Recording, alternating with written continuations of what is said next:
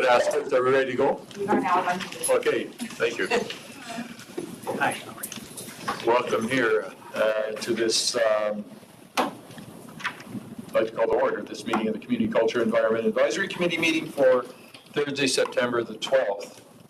And I'd like to welcome generally all the visitors here, the new faces.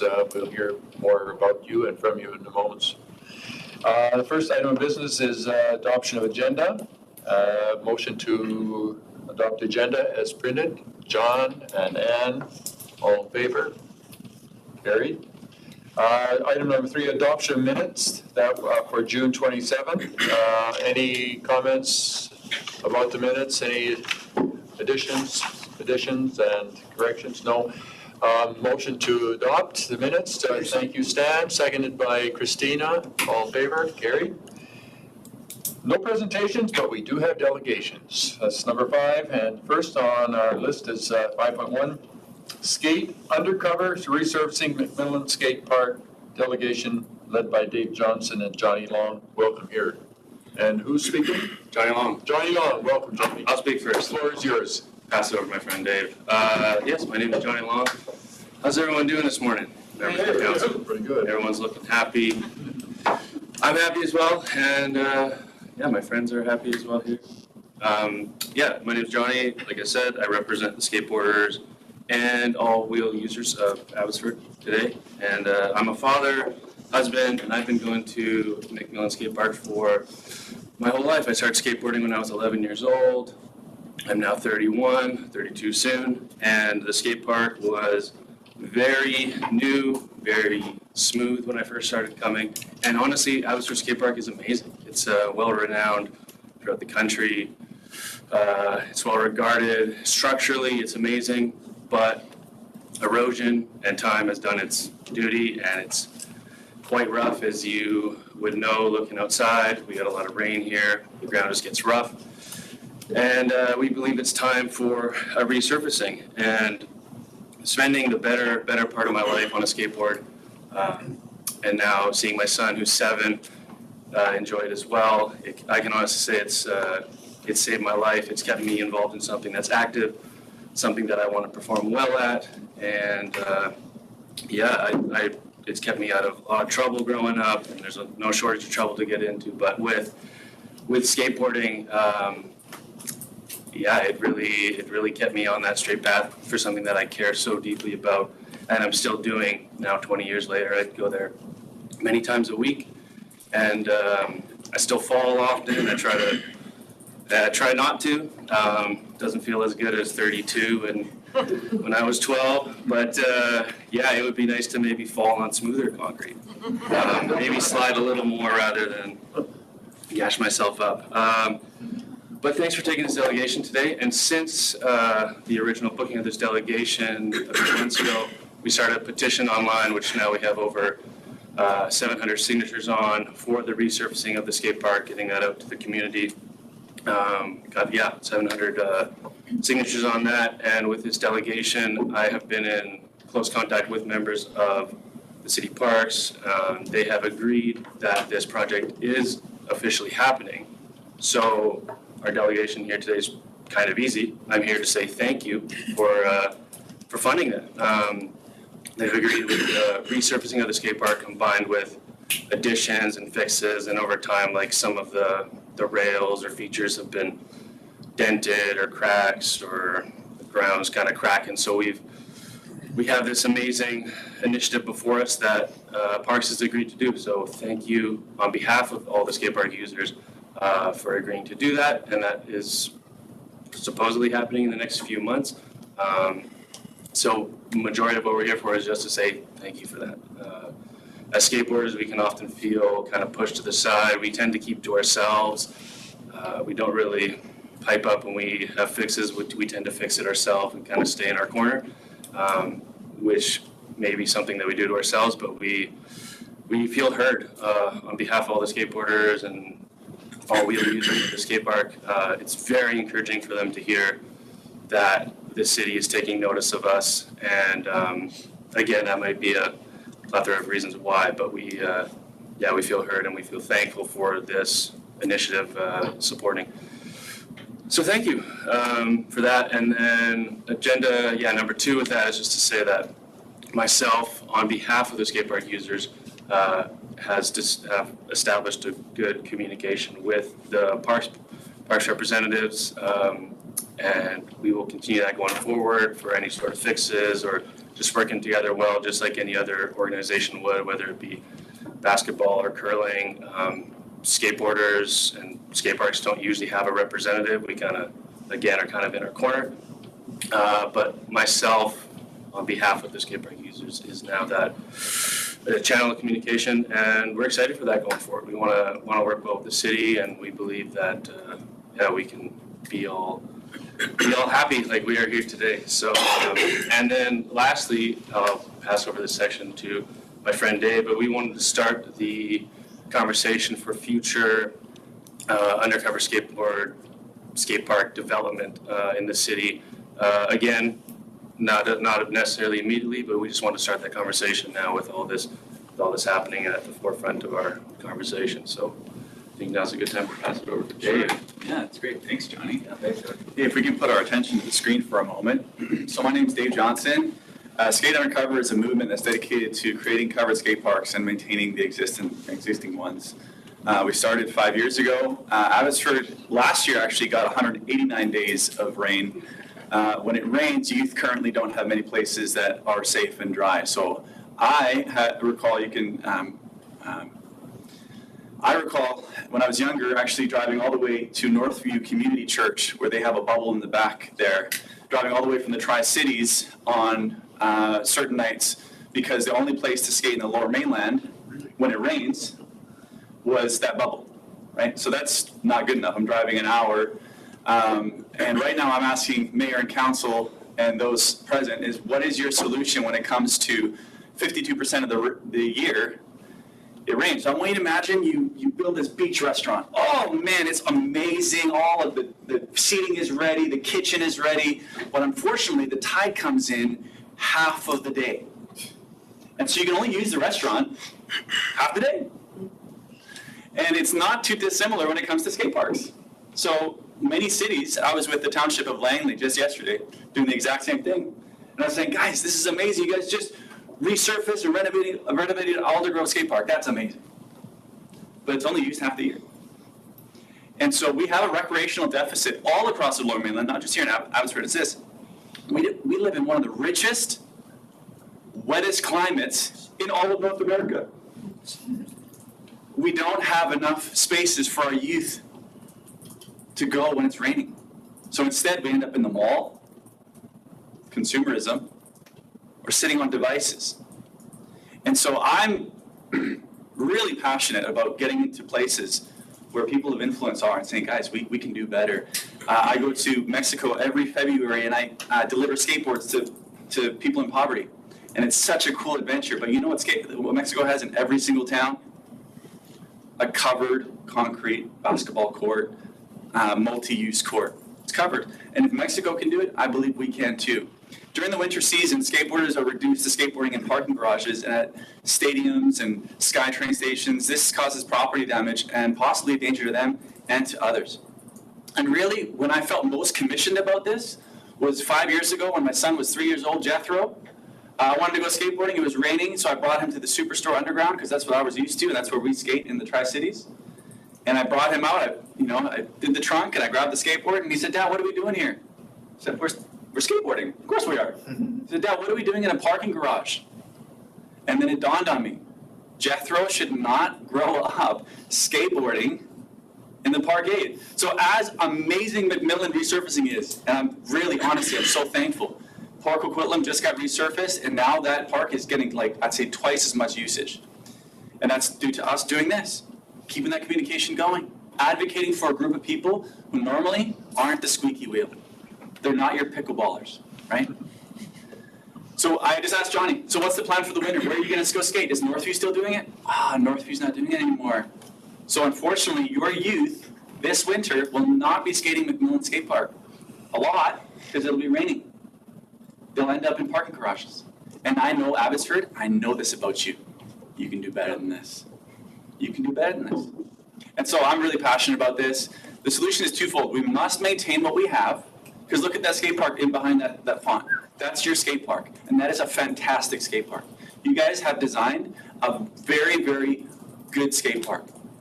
And you maintaining it and adding features, I think shows the community that after 20 years, you believe in what you built 20 years ago, and it still has value.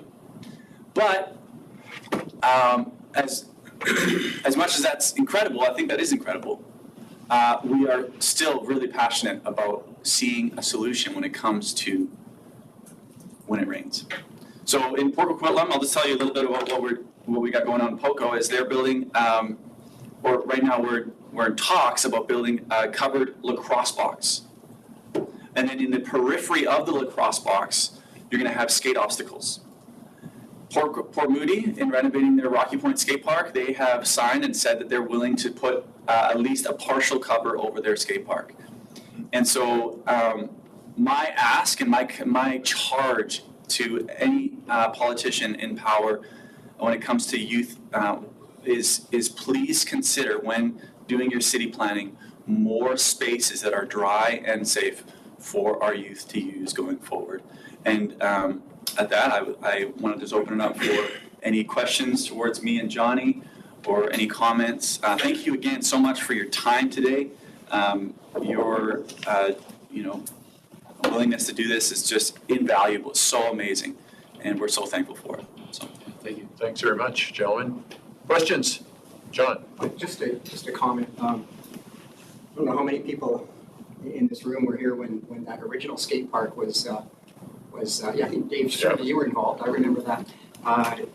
My son was one of the young kids that lobbied aggressively and as best they could under the circumstances for the park. And I can remember the opposition we faced at the time. Skaters were considered, sort of outcasts and troublemakers, and so we had to change that, correct the image, the concept, the contact. And I don't believe that that's a thing anymore in Abbotsford. The idea that skaters were somehow undesirables, right? That had to be herded out of your places. But I do remember saying then, and I'll say it again now, that when we lobbied, remember we went to the school, we had a big meeting at the school. Oh, no, I don't remember those details, sorry. We had a big meeting there, and what was our mayor? Mary was our mayor then. I think. Wasn't Ferguson? Anyway. I can't remember if it was Mary. Probably was George, but I can still remember saying that what was unique about skating for kids is that it's one of the few activities children and young people can engage in that's not organized and controlled by adults. That the kids have to learn to get along. The kids have to learn to make their own rules and abide by their own rules and look out for each other. And I said, skating is a valuable, really truly valuable resource in our community for young people. That they just go out and play without structure, without organization, without uniforms, without medals. It was all about just learning to engage with each other socially and physically, and find ways to get along and resolve their conflicts. And it worked tremendously having that skate park. It really changed the nature of skating in Abbotsford. I know that skateboarding. And I absolutely look forward to improving that in any way that we can. It's not just a cheap little pastime that some kids engage in. It's an important part of the fabric of our community. Thanks, John. That's a great observation. It puts it into a wonderful context. Aaron, I see your hand. Thanks, everybody. Thanks, fellas, for speaking. I guess I have two thoughts, a question, and just input. John, I totally 100% agree with where you're coming from there. The self-determination of the youth. Fellas, have you been involved with the community plans, like the neighborhood plans, the broader city plans? Have you been engaged in those processes and had the chance to give feedback and input about these projects in those different contexts already? I've been speaking with some members of Parks, and they're in talks right now with the vendor, like the people that will end up resurfacing the skate park. So the project is a go. It's funded. The financials are secured. It's just in negotiation of who will be doing it, how will they be doing it. The specifics on the upgrades and all those different features are kind of up for negotiation. Doesn't sound like too much though, because the skate park resurfacers, they know what they're doing. They've already pitched this plan to the members of parks, and there is a plan already in place, but with the good communication established between us, they are open to our input from it, or what's really worth it, or what is a good move going forward. So we are in talks with them. There's not a ton of room from what it sounds like, but I'm in constant communication with them. I was emailing and texting them last night even, so they're on board with this delegation as well. So we're trying to walk in lockstep with them going forward. That's great. I'm hearing the pieces that you're bringing here, like the value that specifically a covered space beyond just the fixing of the redoing of the surfaces. I think the covered space is really important, and it's something that I think really aligns. We talked at one point about looking at the different needs of whether it's theater space or black box space or conference space, multi-usage spaces for culture in particular. And I think the value of a covered space where there is supporting space for youth and recreation is a really valuable kind of way to accomplish both goals at the same time. I was in Victoria this past summer at a community center, which was having musical events for local community members at the same time as a skate park was being in use, and a basketball outdoor space actually was being repurposed while a community center inside was used. And at the same time, I think lots of the conversations about in Mill Lake, whether or not we have a band shell or elsewhere, I think those can be had at the very same time as the skate park covering space concepts. They seem like they serve multiple purposes for youth and otherwise. So I appreciate and I support. Thanks, Aaron. Anne, Oh, sorry. go ahead. So I think it's still currently called the Kiwanis Youth Park. So back in the day, my key clubbers and I were in there digging, getting it going. So I'm a member of the Abbotsford Kiwanis Club, and Stan here is a member of the Clearbrook Kiwanis Club. So we're hoping that our logo stays when you resurface. I love that. And, we'll look into seeing. Get some money out of them in exchange. That's a whole other matter, isn't it? What do you got in your purse? Probably about as much as you. Stan, Just in support of this project, I see the sport as a really a big growing sport, and all you had to do was watch Olympics. Yeah. And man, I mean, that was impressive. And what's really interesting about it, and you talked about kids just playing and getting along. If you watch the Olympics, you see how encouraging all the participants were with each other. Right. It's a mindset that the sport brings along, and I think that's very positive. So, I speak in support of the project. If I can just comment quickly on that. Matt Berger is one of the Olympians that we watched, and I've had sleepovers and mini skate sessions with Matt. But we are losing Olympians to southern warmer climates because Canada doesn't have facilities to train. And so it's an Olympic sport, and I think as a Canadian Olympic sport, we need to have facilities for our youth who aspire to be Olympians one day, to be able to practice not in a parkade, but rather in a facility that is suited for that. Another just quick note is that if you go to Cloverdale today, Cloverdale does have a partial cover over at the skate park, and you'll notice the difference between the concrete that's been covered versus the concrete that's been exposed, right? The acidity of the rain. So when it comes to resurfacing, if you go to Cloverdale today and go look at the concrete that's been covered, it still looks brand new. So once you cover a park, there's no resurfacing. So the money, the $300,000 or whatever, $250,000 that's you're paying for resurfacing, if you cover a skate park, you're not having to resurface in 20 years. That concrete is still new. good point. Christina. So my oldest kid is no longer a kid, is a doctor of psychology, and he is a practice in Berkeley, California, and he gets to work on a skateboard still. In his shirt and tie. And, it can be done.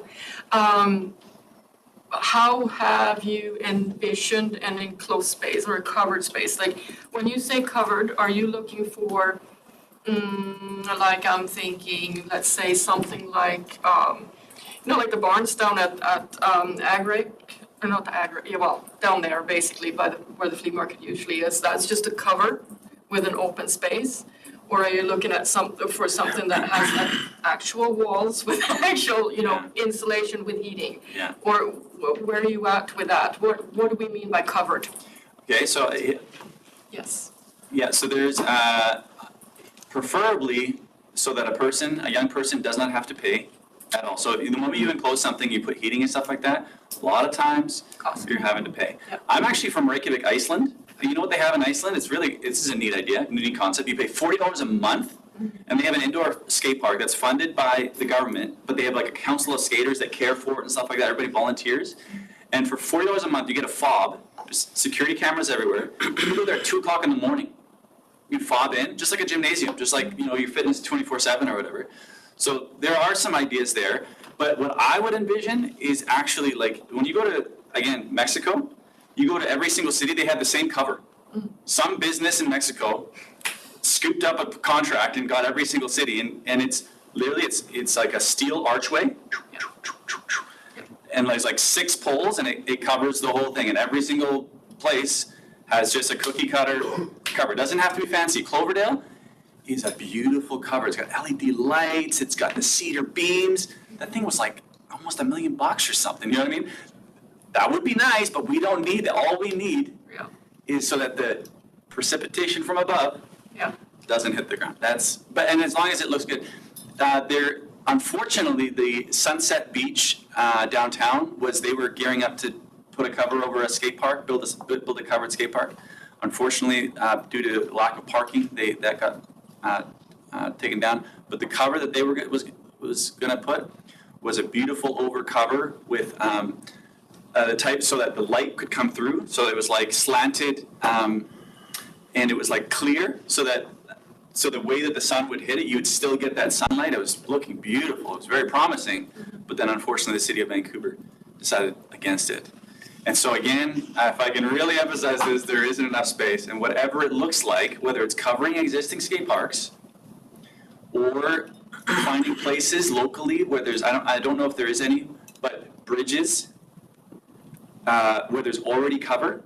And I understand that many times bridges, are complicated spaces because you have, maybe TransLink has a right-of-way passage, that you have people who own it who have no youth interest. But across North America, where you see covered skate parks, is leveraging places that already have cover and building skate parks underneath them. Okay, thanks. We're going to have to bring this presentation, this delegation time to an end. But let me just say, I'm pleased, first of all, to hear your presentation and how things are going. The discussions you're having with staff, I'm sure are going to continue. Todd here, maybe you have anything to say to this? If I can, Councillor, yeah, thank you very much. So for the delegation, hopefully everybody else remembers me at the table, but for the delegation, I'm Todd Stewartson. I'm the General Manager of Parks, Recreation and Culture. I also want to acknowledge the General Manager of Operations, Pradeep Agriholtri. Mr. Agriholtri's team has been dealing with Mr. Long's subject in terms of the existing. My team is on the precipice of dealing with that second component around future planning. So we have a sports field and sport court strategy that we're planning to roll out this fall. So we will be certainly inviting the skate community to that.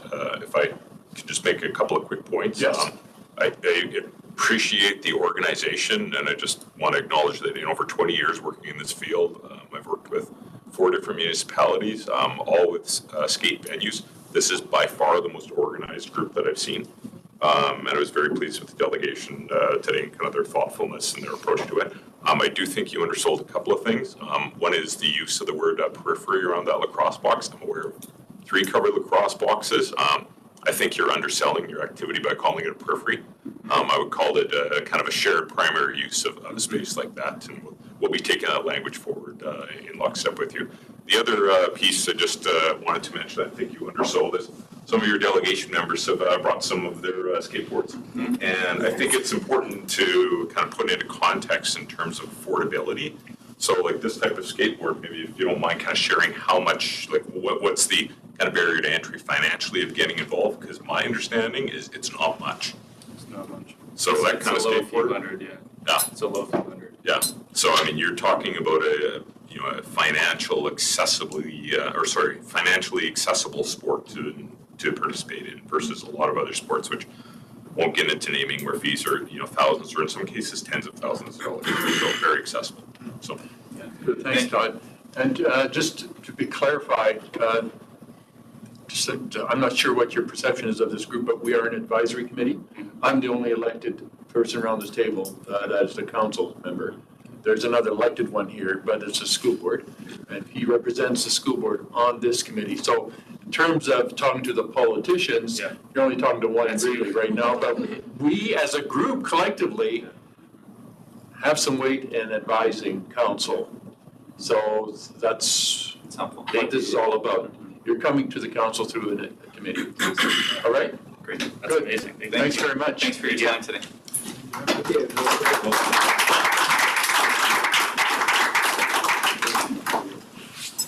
Thank you. And let's go to the second delegation, and we'll have one motion to accept them. Ken Ryu, right? Did I get Ken Rue. Ryu? Sorry, Ken. And Abby, welcome here. Thank you. The Jiu-Jitsu Society. Yes, okay. So I am Kenneth Brake. I am a black belt instructor in judo and jiu-jitsu. I'm registered with Judo Canada. My associate here, Advay, I would refer to him as Senpai, he's my senior student. So we're here to speak with you today about Kenru Jiu-Jitsu Society. Kenru Jiu-Jitsu, my first name is Ken, but the martial art is not named for me. Ken means healthy and strong, Ru means dragon, and Ju means gentle, Jitsu means art. So strong, dragon, gentle art. I like to think of it as walk softly and carry a big stick. So anyway, we are a nonprofit society, and we are operating our home base. Our world headquarters is here in Abbotsford. And so I'm going to tell you a little bit about why we're here and what we're doing. First off, this is the community, culture, and environment. So those three elements are very relevant to us because we provide a service to the community. It's culturally relevant, and we are environmentally friendly, and we encourage a healthy environment. As we go through the presentation here, Robin will be scrolling down through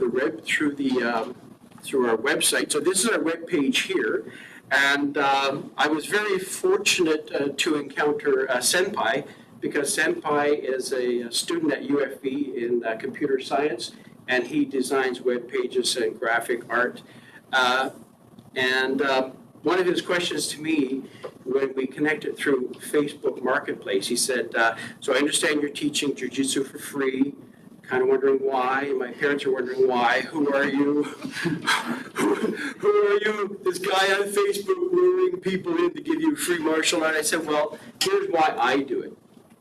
So I've practiced martial arts for 42 years. I started as a teenager in college. And prior to that, I just scrapped with all my friends locally. Wrestling and grappling was what we did for entertainment in the country. We climbed trees, we swam in the rivers, and we grappled. That's what we did. So anyway, I said to Advay, to Senpai, I said, well, come and try it. If you like it, if you like the Bushido, then stay. And then after a few weeks, Senpai said, hey, I happen to create web pages and graphic art. Could I do something for you? Could I? So, well, there you go. Well, that's the intention. So we offer free instruction and free programs to the community, but things come back. One of our core principles is mutual respect, mutual benefit. I'm doing something for you, but somewhere down the road, you might do something for me in return, right? And it's intended, it's given, it's not, so it's given. So anyway, so I will bring your attention to the screen here. And as you see here, Kenru Jiu-Jitsu, in mutual respect, we find mutual benefit. Well, there's our core value is right there. And we're just going to scroll down a little. So our purpose is we practice health and safety, growth and challenge, teamwork and mentorship, while endeavoring to strengthen community through stewardship. We also promote conscious awareness and personal accountability through clear mind, emotional balance, physical health, and living our values, or Bushido. Now, our values, of course, are relevant in every healthy, productive society. Our values are respect, courage, integrity, generosity, compassion, honor, and loyalty. So those are pretty common values in any healthy culture, and they'll all be included there. That would be different than anger and resentment, where those are not values. Anger, resentment, hostility, divisiveness, those are not our values. And the other thing is our goals is to work independently, in partnership, and in teams to grow in our 4 realms of development for individuals. And those 4 realms are personal health, personal safety, personal growth, and personal challenge. Okay? So I'm reading my script here, but that will be added to our webpage right after this meeting. So we're going to scroll down a little, and I will show you some of the programs we offer. So before we go, Robin, I'll get you to go back to one moment right there, community. So, Kenru Jiu-Jitsu, so we are a nonprofit society, and we are in the process of applying for charitable status. If we have value as a nonprofit society, then we may be eligible, we may be approved for charitable status. So we are a supportive community, encouraging personal and collective growth, and growing community spirit. And if we go down a little further, Robin, so mindfulness, we encourage mindfulness, we cultivate mindfulness, building resilience, learning acceptance, and we practice strategies for navigating life's challenges. That was something I picked up in judo many, many years ago. The founder of judo, which is an Olympic sport since 1964, the founder of judo, Professor Jigoro Kano, he encouraged participants to navigate their way in the dojo, on the mat, in competition, just as we navigate our way through life, carefully, cautiously, respectfully, and to be helpful and mindful of others. So we go down here, physical mastery. So we experience the many benefits of enhanced physical fitness. So to be active, healthy mind and body. A strong body helps encourage a strong mind develops a strong body. And those are things we focus on. A number of programs that we offer. Keep in mind that we are a nonprofit society, and I'm going to throw Johnny Long's name in here because thanks for your presentation, Johnny Long and Company. But we're a nonprofit society. We welcome anybody who wants to come and join. There's our webpage. You can find us, look for our programs. Our goal is to provide services to the community for free, no charge for admission. Most of the martial arts training I've taken in all my life, I didn't pay cash for, but I did return in service. For example, I was a president of the Abbotsford Judo Club for a number of years. While I was president of the Abbotsford Judo Club, our enrollment grew by 300%. We are one of the Abbotsford Judo Club, of which I am a member, is one of the largest judo clubs in Canada and therefore North America and therefore the world. So we're a very large judo club. But I had people who gave something to me, martial art. We say on our webpage, our martial art or our Bushido, our values, we don't sell it, it's not for sale, but you're welcome to it, and we try and offer as much of it as we can. Do a quick check on my time there. So here are some of our programs. So our basic Kenru Jiu-Jitsu is our all-inclusive complete martial art. I like to describe it as 1/3 karate, 1/3 aikido, and 1/3 judo. So it's Jiu-Jitsu pre-1882. So before karate, and before aikido, and before judo, when these were all one art, so we are back into that sphere, back into that realm of old martial art, including the values, because the values were important. We don't teach fighting, we don't teach hurting people, we don't teach conflict and hostility. We teach personal development and strength of mind and body. Our personal safety program, our signature program, is de-escalation with communication. And the purpose of that is remaining calm and strong while protecting your personal space in a potentially conflicted situation. So with de-escalation with communication, the goal is maintaining control over our own personal space. We have no control sometimes over what is happening in that world around us, even at a bus stop or at the skate park, wherever you are. We have control over what we do and how we interact and how we respond.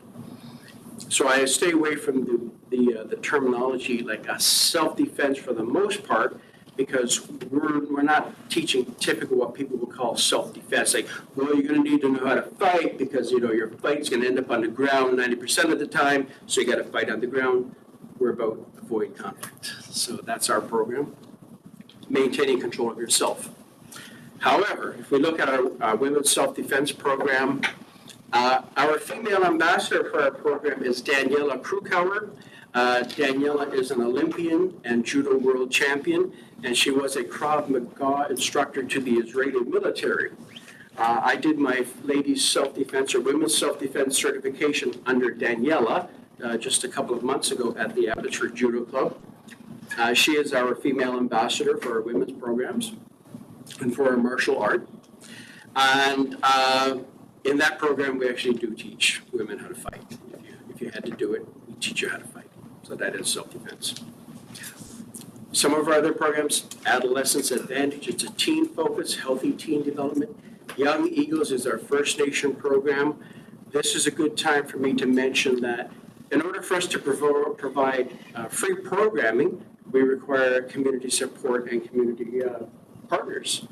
So I've been speaking with elders in the local First Nation communities over the past year, elders and chiefs and community leaders, and they are interested in bringing our programming in, so we're in that conversation now. If we have a sponsor that has a space for us, we have a space that's suitable for your purpose, we can do a program. The beauty part of this here is if we have individuals from our First Nations community participating, just as Senpai here, they're also training to become a coach, a leader, and carry on programs. That's how it works in the martial art world. We train the trainer, we train coaches and instructors. I'm going to pause here for hydration. Think about whether you have questions already. We'll have our questions at the end, so just go ahead and continue. Thank you. Am I doing okay for time? I'm almost through. Sure. All right. That's good. Okay, so retrain your brain. This program is geared for persons that are looking for lifestyle changes, looking for healthier options to maybe what they've done in the past. We're doing a program at King Haven Treatment Center, so they're a sponsor. They're providing us with a beautiful space and equipment. We're doing programming. We've had a large number of participants come through the program in the last several months. We are continuing through this year. A number of individuals in that program received certification in our de-escalation with communication. And the biggest part of that program is emotional regulation, staying calm, staying balanced, being centered. And a number of those participants received that certification in that program. Bushido 55, active seniors. I happen to be 55 plus a few more. John's laughing. I'm 55 plus. I'm still healthy and active, and I'm like Johnny Long, who doesn't want to fall down. I'm out there every day looking for somebody to knock me down or throw me onto the mat. So I'm still doing it. We are in partnership with the City of Abbotsford Parks and Recreation, and this fall we're offering a number of programs. This fits into healthy community and culture. So a couple of programs we're doing. One is the personal safety program, focused like how to stay safe. We're doing that for seniors, a couple of workshops. And I call it Tai Kyo. So people are used to the term Tai Chi. Tai Chi, harmonizing energy. In Japanese, that's Tai Kyo. Tai Chi is more commonly known. So I actually will be leading a series of Tai Chi programs at the Abbotsford Rec Center this fall. I gather they're booked up. They booked up within, I think, a couple of days of opening. And this is a pilot project, so if it goes well, Dave will be adding more dates to that 55 plus program. I think it's great for seniors. There's other things we can do. But again, it's about healthy aging. That's important to me. I was a healthcare professional for 35 years. I retired from a healthcare career. I worked as a respiratory therapist, and as a respiratory therapist, I spent most of my time in the emergency department, trauma room, medical unit, intensive care unit, and I saw unhealthy seniors. So that's where I spent my life trying to save lives and helping people try to recover from life-threatening illness. Today, I hang out with young people like Senpai, but I'm still interested in our 55-plus population being healthy, being active. And any skaters that want to join us as well, because that is free. Poetry in motion, that is our Aikijitsu, right? Aikijitsu, I meaning harmony, ki meaning energy, and jitsu meaning art, the art of harmonizing energy. Todd was very kind and allowed us to temporarily adopt what was formerly the Rose Labyrinth at Mill Lake Park. And we know that there's a general redevelopment plan underway, and I've completed surveys of that redevelopment. But while that space is sitting there, while it's still a labyrinth, we've been maintaining it and just reclaiming the pathways and working on that to be outside, to be harmonizing with nature and the environment until there's a new plan developed for the site. The reason why, so we click on any one of these more info. So when you click on, so this is our webpage, it's live, that's what you'll see today. Programs, we offer free instruction in the following programs. And we saw that I walked through the whole list. Kenryu Jiu-Jitsu is a complete Japanese martial art, commonly known as Tai-Jitsu in Japan. And we provide healthy physical, mental, emotional, and social activity. So that's part of what we do. Dave, if I have one moment, I would say, is there anything that you would like to add here, any statement or so to for the presentation? For the youth, usually martial arts is really expensive to get into, but and they resort to cheaper alternatives like drugs and the bad stuff. But with martial arts, I was able to find mindfulness because I had some mental health issues in 2024, like the beginning of 2024. But then I met Sensei Ken, and then I was able to develop more mindfulness and have more personal growth with martial arts, which if you try to join a judo club, it costs like thousands to get into the sport, the martial art. But we're doing this here for free, and yeah, it's amazing for the youth. Thank you. Thank you, Senpai. Senpai raised a very important point. Like I didn't emphasize, Todd would say a key speaking note free. There are numerous martial arts instructors, a number of them whom I know are like champions. They were champions in the UK, and they're a physician here in Abbotsford. And they won't charge. They don't charge children to teach, but they need a venue and they need an organization, and they would come out. So I have a good friend who's a karate champion in the UK. His style, Japanese style, which I've practiced, and that's what I bring into our jiu-jitsu. So we have a number of instructors and coaches that are in the community. They would like to teach. But they're like, well, I do it on the side. It's something I do. They're not trying to run a business. They're not trying to make a living at it. But they are senseis and instructors and coaches. So they're available. They're available and they support us. I mentioned our female ambassador is Daniela Krukauer, a world judo champion, and a feisty lady, lovely. You'll see her profile on our page. Another gentleman, our red ambassador is Jim Maloney. Jim Maloney is from a First Nation reserve in Nova Scotia. I'd have to say we're distantly related because I'm part Mi'kmaq, part First Nation. So anyway, he's Mi'kmaq from Nova Scotia. He's a 10th degree black belt in Uichiru karate. He's a grand master. He's our red ambassador for our program. I have invitations out for other ambassadors. We want 4 ambassadors, but those are people that are endorsing. Jim Maloney does the same work back in Nova Scotia that we are doing here.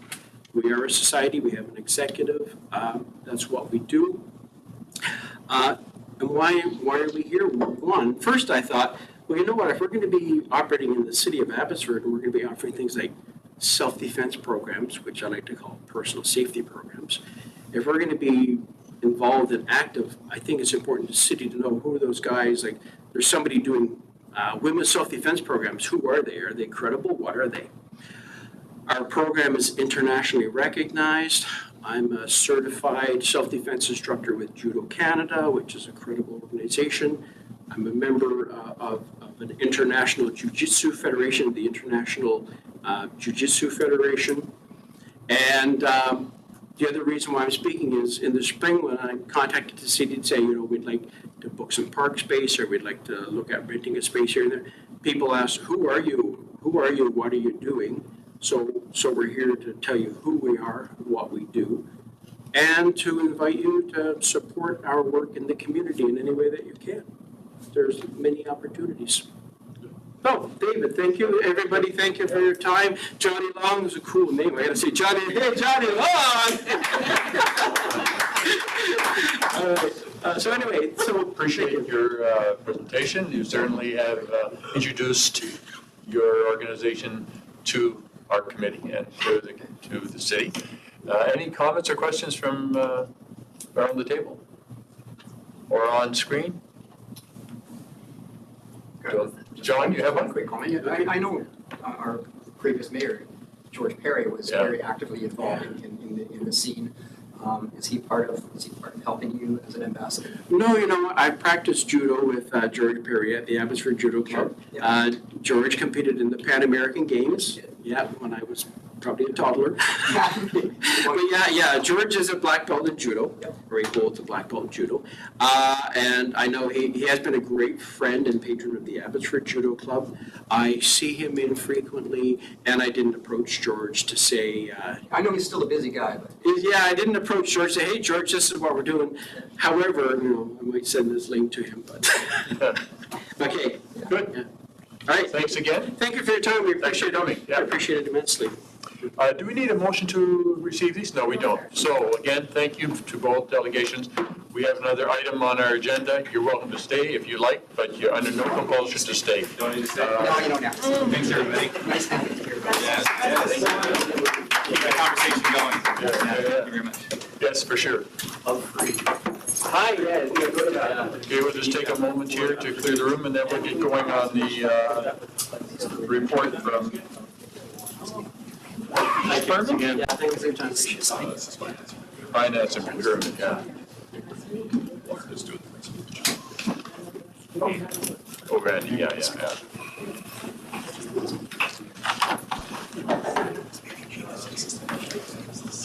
All right then, that brings us to number 6.1, new amenity cost charges bylaw and proposed updates to the development cost charges bylaw and community amenities contributions council policy. My goodness, that's a long.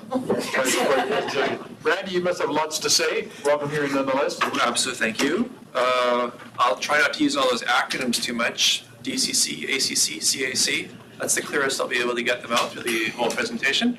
I will actually mention before I launch into this that we do have James Klukas from Urban Systems here. He'll be able to help me with questions at the end of the presentation when I'm standing like a deer in the headlights. And we also have a number of other staff members here that will be able to assist with answering questions. So getting into this, we're going to be talking today about proposed changes to the Development Cost Charges program. And because of recent legislative changes, that also means we get the opportunity to talk about amenity cost charges, which is very similar to DCC's, and the community amenity contributions policy, which was something that came in last year and has some overlap with those, so we get to talk about that as well. All right, as we go through, we'll talk about some of the context. What are these things? What's the process we're using to update the DCC program and the ACC? They're very, very similar types of things, create the ACC program. We'll talk about some of the details in the different programs, the proposed rates. We've done some comparisons with prior year and with other communities. both the DCCs and ACCs, and then we'll talk about next steps. This is one presentation to a committee out of 4 that we're doing this month, and we're doing other opportunities for input. We're looking for feedback on these programs. So I've talked about some of this.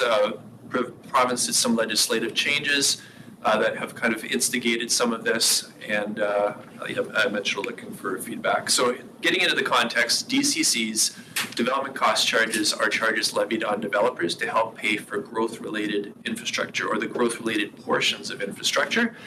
Council adopted the latest program in December 2021 with the effective date for those rates of January 1st, 2022.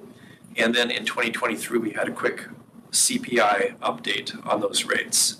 The amenity cost charge program is a new one. It's new legislation, and it behaves very similarly to DCC's. What it does, though, is it brings in the category of recreational, cultural parks types of related infrastructure, amenities, facilities. More specifically, we can think of it very similar to DCC's, but it's adding more options for us in terms of what we collect funds to support.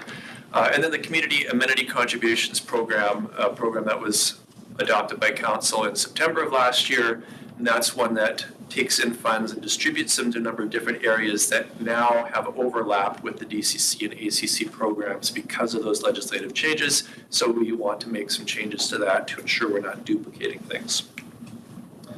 Okay, I've covered a little bit of the reasons why to go forward. I haven't mentioned that there was advocacy efforts at the UBCM by Abbotsford Council, and that was to have the province allow highway interchanges into the DCC program. So if any of you were around in 2021, the DCC program, the initial draft of it, the city included highway interchange costs in that draft, and when we sent it to the province, they said, no, you can't put those in there. We had to take them out. But the province has now changed its mind, and we're putting them back in. So that's one thing that we're doing. The new legislation I mentioned for DCCs is adding categories for fire, police, and solid waste facilities. So we're taking a look at what was on our books in terms of priorities that we can collect for those types of items. The ACC program I already mentioned covers parks, recreation, culture types facilities. And then we have to adjust those CACs to make sure there's no overlap. And then last but not least, there has been significant construction inflation over the number of years since we initially adopted this program. And so we're needing to catch that up as well.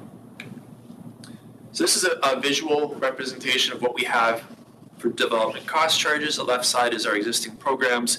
The sewer and the water are each listed there. They're broken into 2. So for sewage, we have collection, we have treatment. For water, we have distribution and treatment. So we got 5 categories. We really actually have 7 programs existing.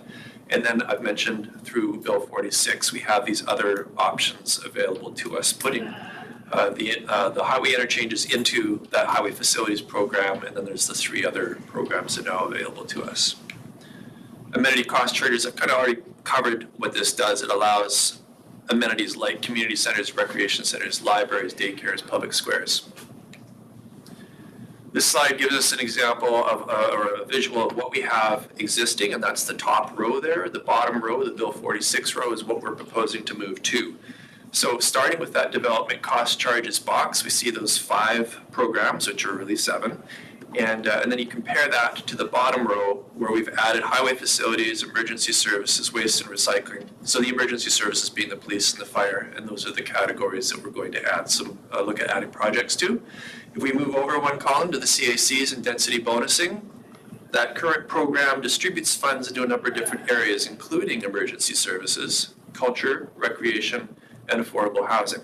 And so, as I've already discussed, some of those areas are now available under the DCC and the ACC program. So under the DCCs, we already have emergency services now available to us. So we're going to take the emergency services portion of that charge under the CACs and density bonusing and just move it under DCCs. We're going to take the culture and recreation component of that charge and move it under ACCs because we don't want to duplicate the charge here. That still leaves affordable housing. We have no place for it to go. It's doing quite well where it is. We'll leave it there, and so we'll still have a CAC and density bonusing charge, but it's going to reflect that one category only.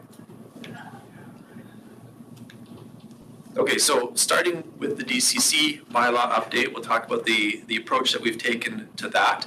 I mentioned that one of the key things was looking at construction inflation, so that's one thing, an important piece of it. I mentioned that there's new legislation allows fire, policing, and solid waste categories to be added, so we've taken a look at that. I've also mentioned small-scale multi-unit housing. This is more of an administrative type of change. Other legislation from the province has brought in this new category of land use, and we've ensured that the way that we're structuring the rates and calculating the unit rates incorporate that new category that the province has brought into place. So that's like an administrative type of a change. The third point there is just making the point that other than those first two bullets, we're taking the same approach as previously, not recommending any changes. So the assumptions around growth stay the same from the existing program. The approach to benefit allocation stays the same, and the municipal assist factor stays the same. These are types of assumptions that we will open up and take a more complete look at when we do a full review of the DCC program, which would be after the OCP update and the master plans. And we're starting the OCP update now. It will probably be 2-3 years before we get to that place. But for this particular update, we wanted to keep it as simple as possible, so we're not opening up point 3 there.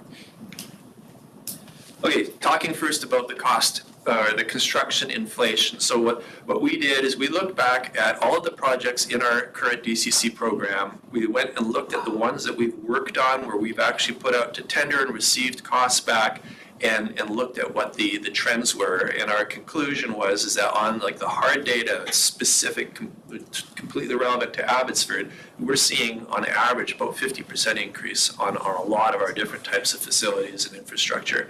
So that is what we've built in for many of our capital projects, is a 50% inflationary factor.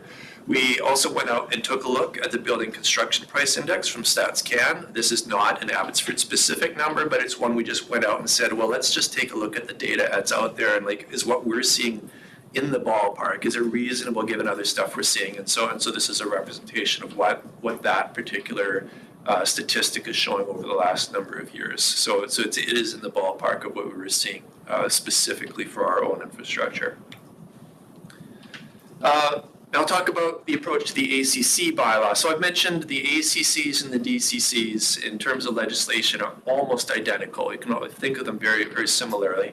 But we didn't have an ACC program. We weren't able to incorporate these types of projects in the past. So we went to the same group of master plans that were done in 2018 and went specifically to the Parks, Recreation, and Culture Master Plan and took projects out of there to identify ones that have already been identified as a city as priorities.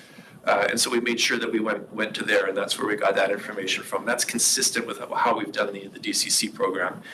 We used a similar approach as what Council approved in the CAC program. So I mentioned that the Council had looked at specific categories of types of recreation and cultural types of things to put money towards through that program, and wanted to ensure that what we're proposing for this new ACC bylaw is consistent with that. And similar to the DCC program, we've used the same assumptions for growth, benefit allocation, and municipal assist factor. And that bottom item there too is the small-scale multi-unit housing. We've done the same administrative approach there as we did with the DCCs to keep that consistent as well. Okay, so getting into the DCC program categories, this is a similar type of slide to what we looked at before. The key thing I'm going to mention here is that we looked and we found an item from police facilities to include, to add to the program. We found some fire halls, fire facilities to include. When we looked at solid waste and recycling facilities, there's nothing at this point in time that was relevant to including in the program. So there's nothing there being included. I will mention we go and do the full update, comprehensive update a few years from now. There may be something at that point in time, but at this point in time, we're not adding anything in that category. I've mentioned keeping all sorts of things the same, assumptions from the last program to this one. The same thing with land use categories. We're keeping those the same. The one minor adjustment we're doing is taking that small scale multi-unit housing, that new legislation from the province, and sliding that into the townhouse rate category. The capital program staying largely the same. I do want to point out that there are a few minor updates where we had sufficient information on some new projects, and those were primarily in the roads and parks areas.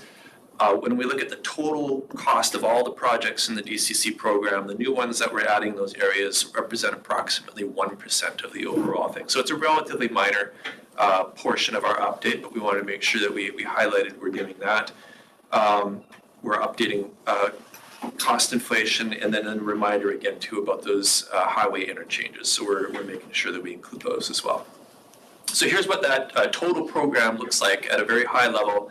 The total capital costs in the left column there, that's in millions of dollars. So we're talking about $1.6 billion there. The DCC recoverable costs, $993 million. That is the portion that is related to growth. And so that is the amount that is recoverable off of these charges. And that's the number, the 993, that slides into our calculations on rates, which I will get to on this slide. So the proposed DCC rates, we've got our current rates in the middle column, the draft rates on the one to the right of that, and then the percent change. So I just want to mention, well, actually first, the average change is in the ballpark of around 50% plus or minus for a lot of those categories. There are a few that stand out as being different, and I'm just going to mention that percentage change can be thought of as a weighted average. So when we look at the residential categories, they, for the most part, incorporate all of our different DCC programs. But when we get down to something like commercial and institutional, they do not participate in the parks DCCs. So the weighting, say, of the roads, the highways DCCs is heavier, and that's one of the reasons why you'll see those are a higher percentage increase than the others. Same type of thinking around the agricultural. That one only inherits the water treatment DCC, and so that's why.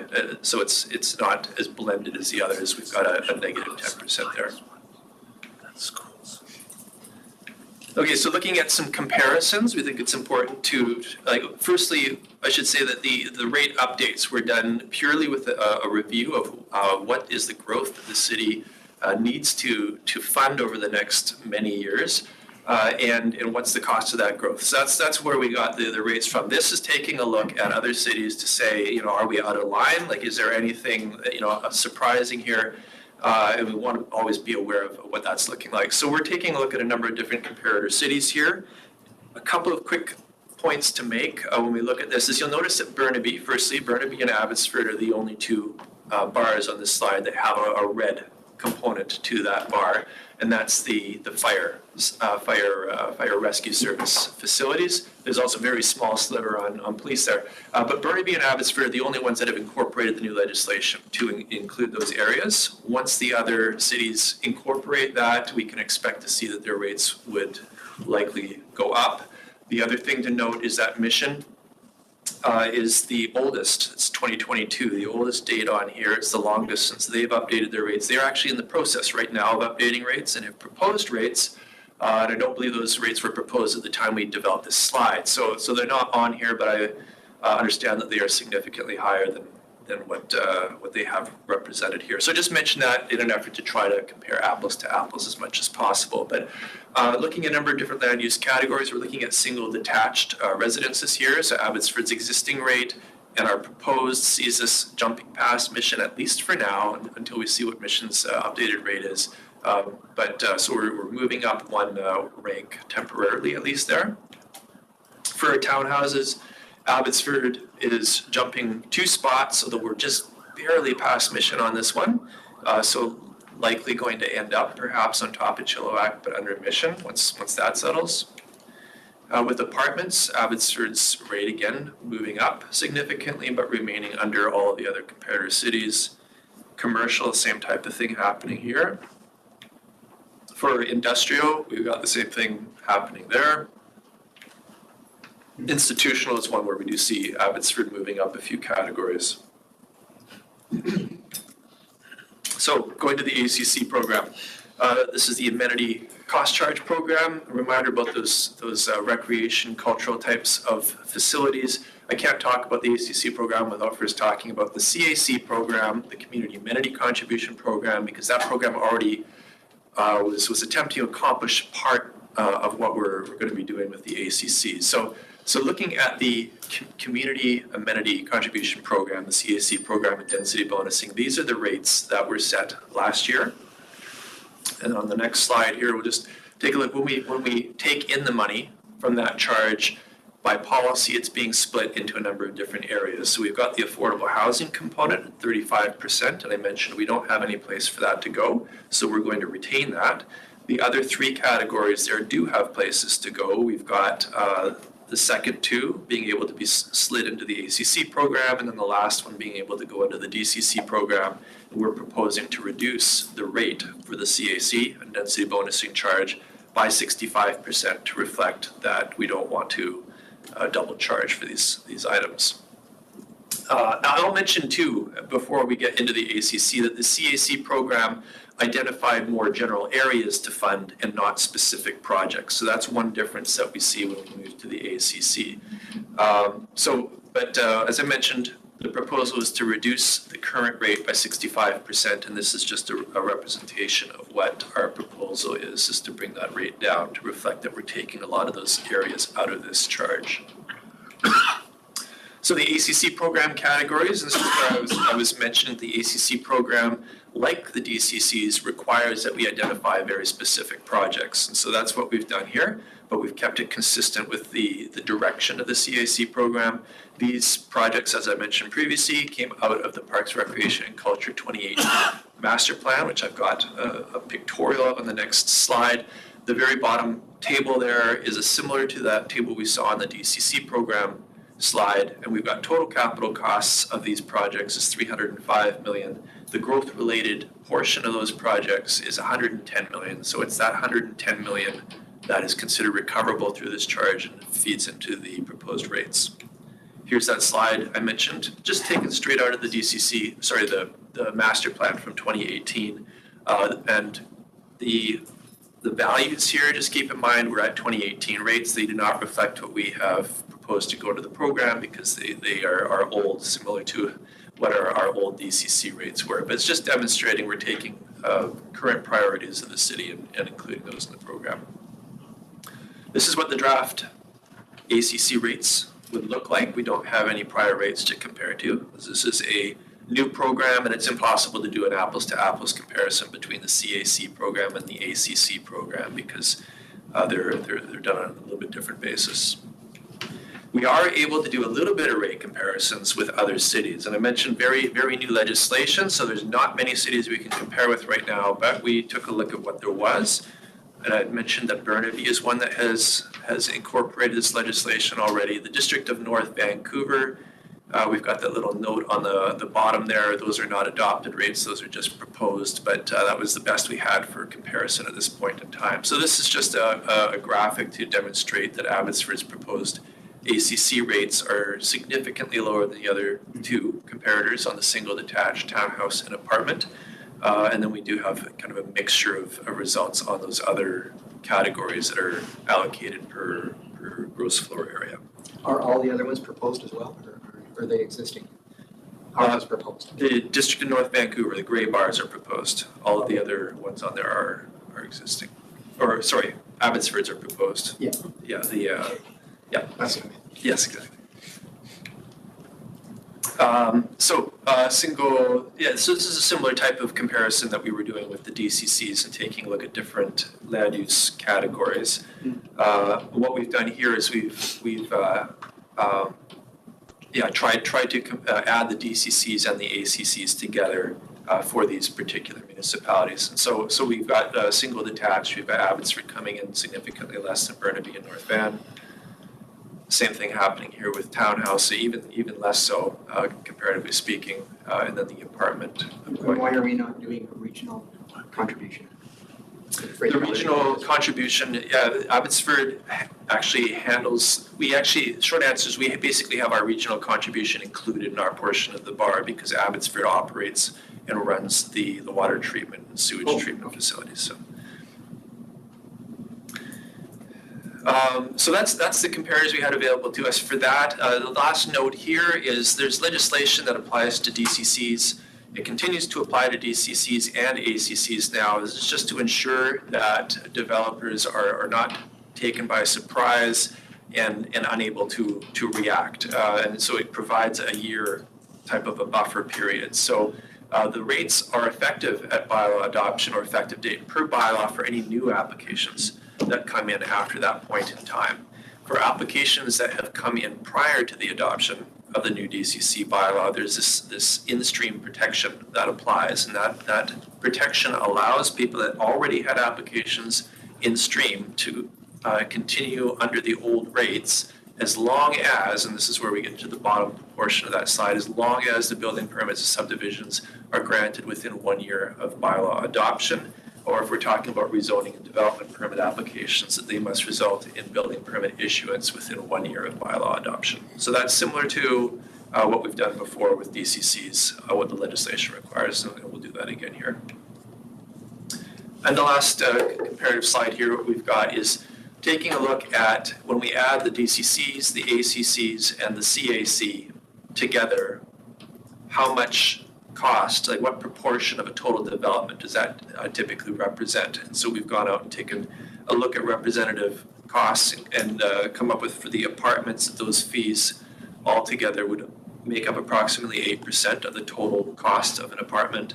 And for a single detached, the number is 6%. Does that represent, like, 1.1 million, does that represent, that's not just the building, that's the lot as well, I think. That would, yeah, if someone was going to go out and buy a new house on a lot, yes, yeah, like the whole thing. A little high. Yeah.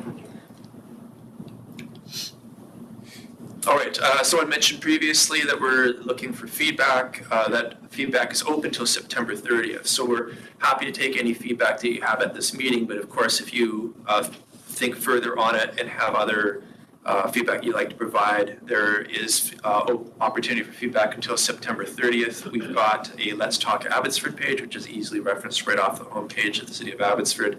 And that has a form you can complete, or it has an email address you can link to for Como Pasadia, our General Manager of Finance and Procurement, who is not here with us today. It's just looking around here. And so the goal is to present the draft program to Council in October with the feedback that we received. So that concludes my presentation, but I and James here are happy to catch my breath. John or anyone? No, go ahead, I just. Stan. Yeah, I wonder if we could go back to the slide, the proposed capital plan. It was the bar graph. Yeah. And I had some questions that I have about that. I do too. The star of the show is that slide.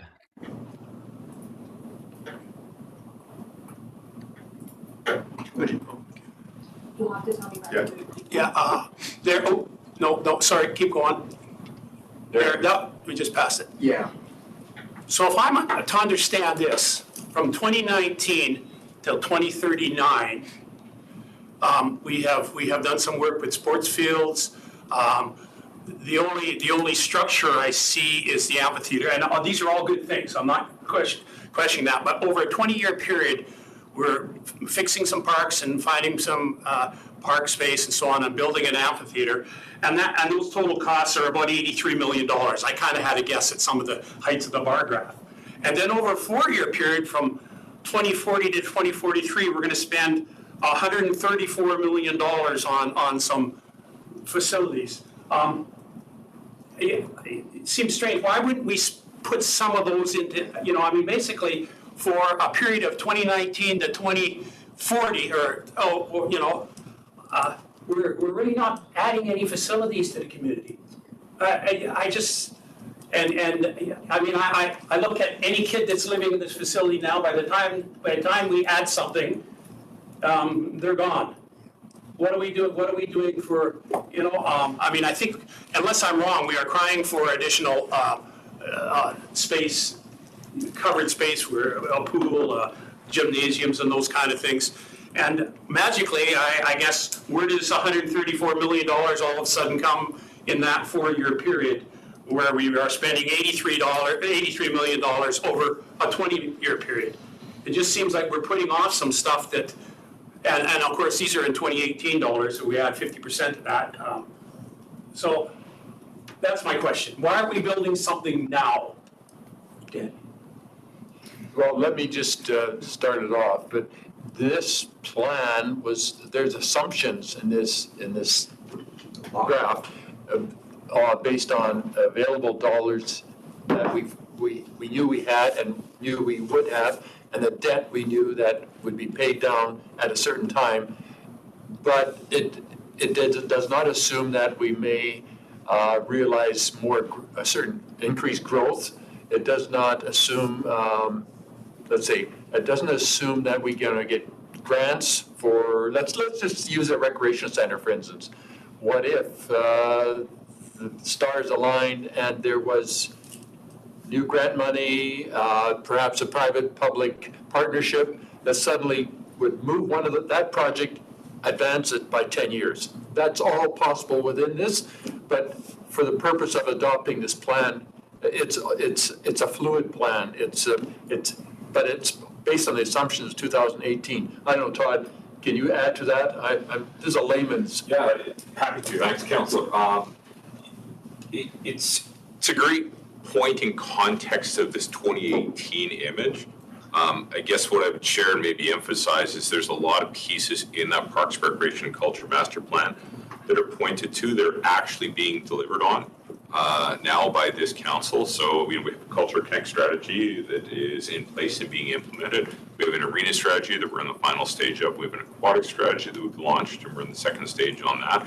We have a sport field and sport court strategy that I just talked about earlier in the meeting. So our intent is that we have those documents at a point of completion when we go to update this PRC master plan post the OCP. And those documents sort of guide us to a little bit more refined, image and kind of financial plan with our colleagues in finance and procurement services. So, credit to the people that were, in my role and others at the time of 2018, they made an allowance for an aquatic facility. It kind of points to 2042 with some numbers there. That might not be what the aquatic strategy says. It might have it spread it over a number of times. It might have it earlier or later, right?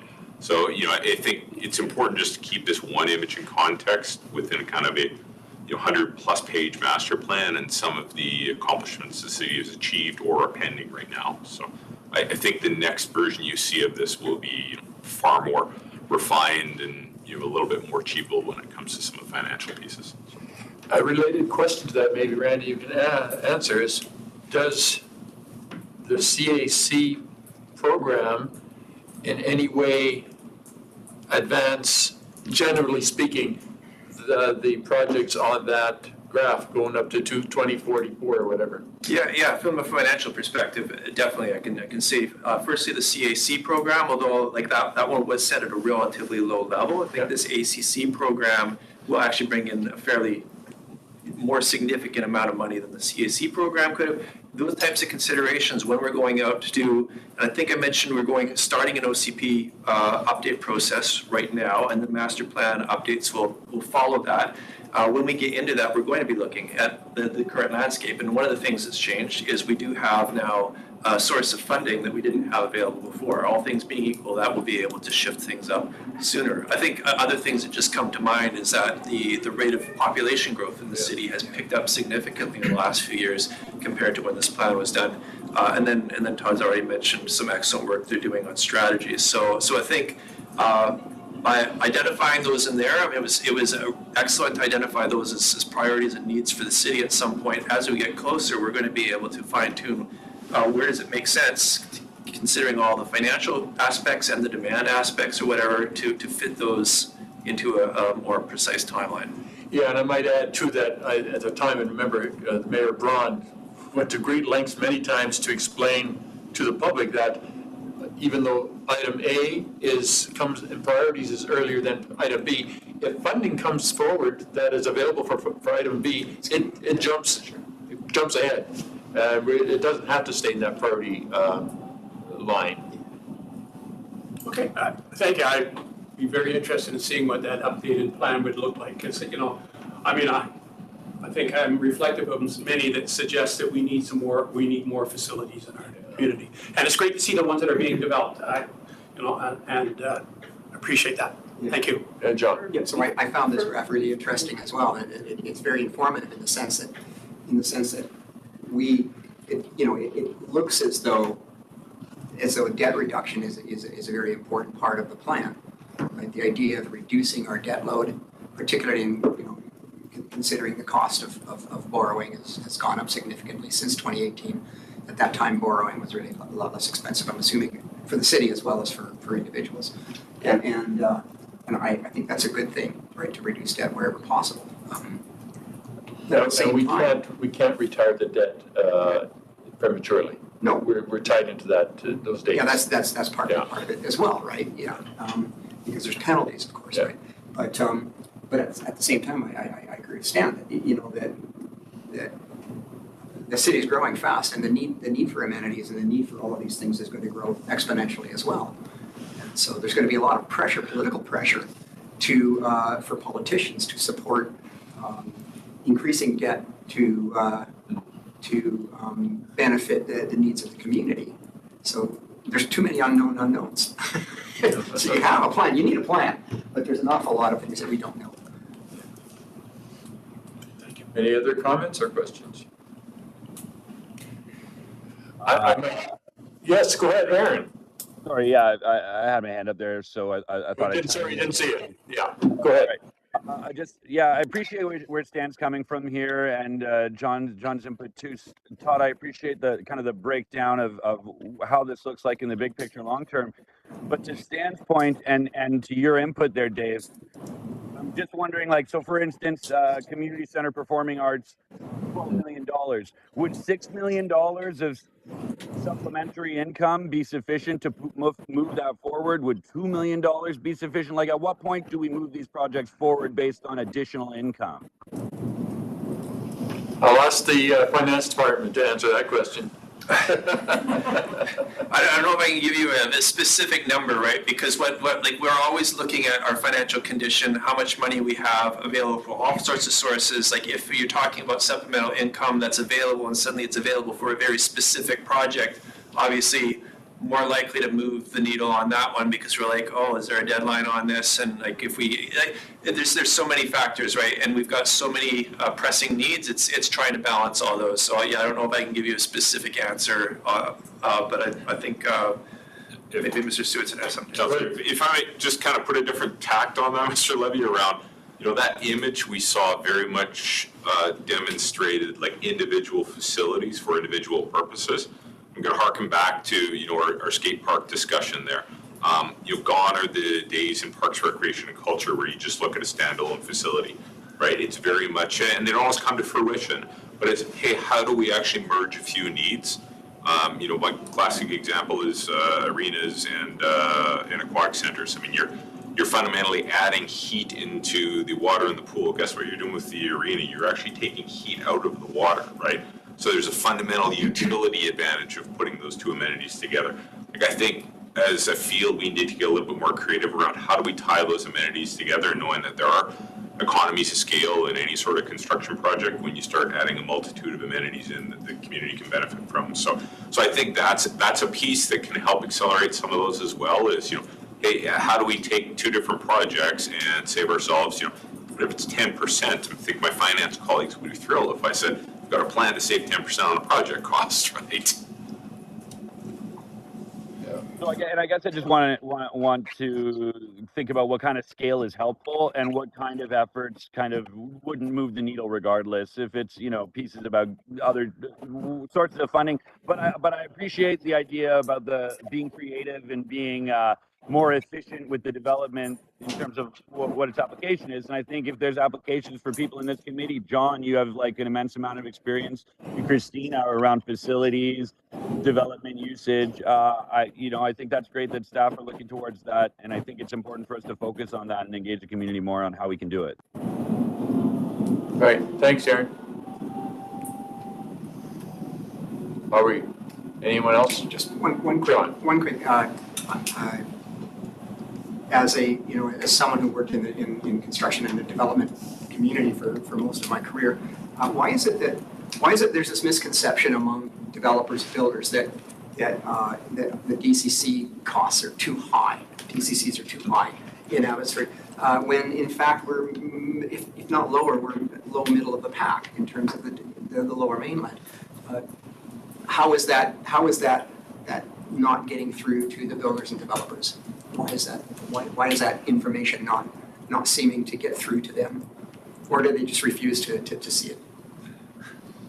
The best answer that I can give, and I'm looking around to see if there's any other ones, is that like regardless of how we compare it to other cities, I think if you're looking at a 50% increase, you're going to say it's too high, right? So I go to the grocery store and I go, my groceries are too high, right? But I don't know if I have a scientific answer for that. No, it's a puzzle. And they say, oh, well, we're leaving Abbotsford. We're not going to build in Abbotsford anymore because the costs are too high. And yet they go to Langley. They're going to be paying more. So If I may, Mr. Klukas might have some insights on this, just working with his firm, working in a kind of number of different jurisdictions. I don't know. Sorry to put you on the spot there. Yeah, thanks. No, I mean, Randy said it very well. I think the reality is that every municipality is facing construction cost increases, and we're hearing interest around the table as well in significant capital needs. And so I think you're absolutely right that it's important that the message is out there. Get that message out. How the how that fits within the regional landscape, and that rates are within reason from that perspective. Yeah. If I may, one other thing, just point out too, and brag about our Planning and Development Services Department too, is when it comes to questions about is Abbotsford good to do business, and obviously the fees are a huge part of that, but another piece is just how easy is it to do business? What's the bureaucracy like? And I know that our Planning and Development Services Department has done a great job in streamlining a number of things, and they've still got further plans for the next couple of years. So I know they're doing a lot of work to try to do what they can, at least definitely on that angle, to try to make things even better, and I think they've done a good job coming a ways already. Okay. Thank you. Yeah. Good point. All right. Are we happy with ready to call it a meeting? All right, motion to, no recommendation. Just, we don't have to receive it. Well, how about that? Any new business? And if not, I'll entertain a motion to adjourn. Laura, seconded by Ann. I'm sure we're all in favor. That's carried. Thanks again.